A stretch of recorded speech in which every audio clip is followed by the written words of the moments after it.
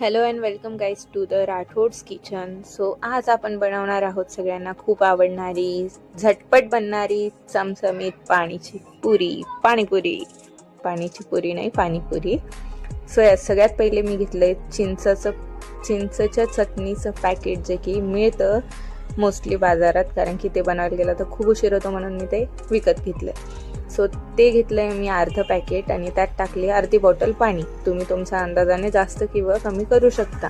त्याशिवाय आपल्याला गोड चटणीत काहीच टाकायचं नाही आहे. सगळ्यात पहिलं आपण बनवली गोड चटणी, त्यानंतर आपण बनवूया तिखट चटणी. छान असं मिक्स करून घ्यायचं आहे आपण, जेणेकरून ती इमली चिंचचं पाणी एकदम व्यवस्थित बनेल.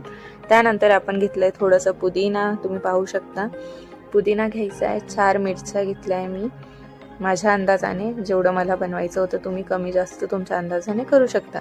मी ज्या पातेल्यात मी तिखट पाणी बनवणार होते त्यातच मी 4 मिरच्या धुवून टाकून त्याला छान वाटून घेतलं आहे. उगाच भांडे भरल्यापेक्षा म्हटलं त्यातच करू, म्हणून त्यातच मी छान वाटून घेतलं आहे. तुम्ही पाहू शकता.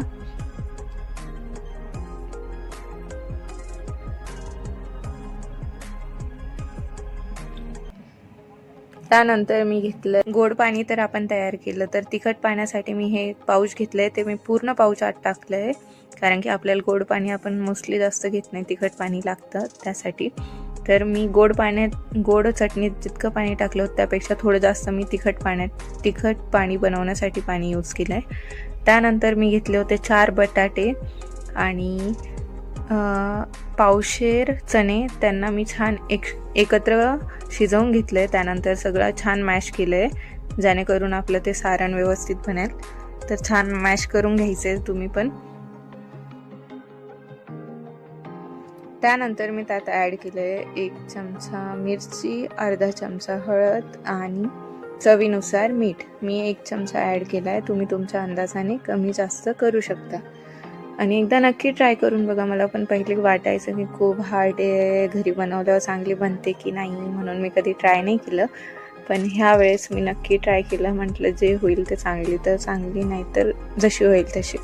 पण खूप छान झाली आणि काहीच लागत नाही, घरात असलेल्या सगळ्या वस्तूंनी बनते आणि खूप छान बनते. फक्त मी बाहेरून चटणीचे पाऊच आणले होते, बाकी सगळं मी घरीच तयार केलं आहे.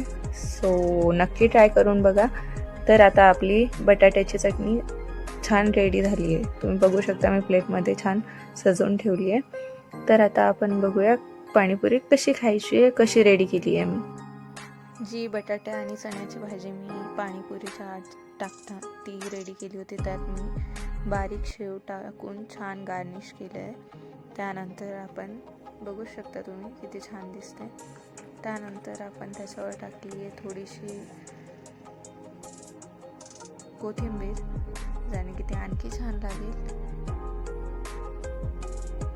आणि थोडी बुंदी, जी की आपण पाणीपुरीच्या पाणीत वगैरे आपल्याला मिळते तशी छान बुंदी पण मी त्यावर टाकली आहे.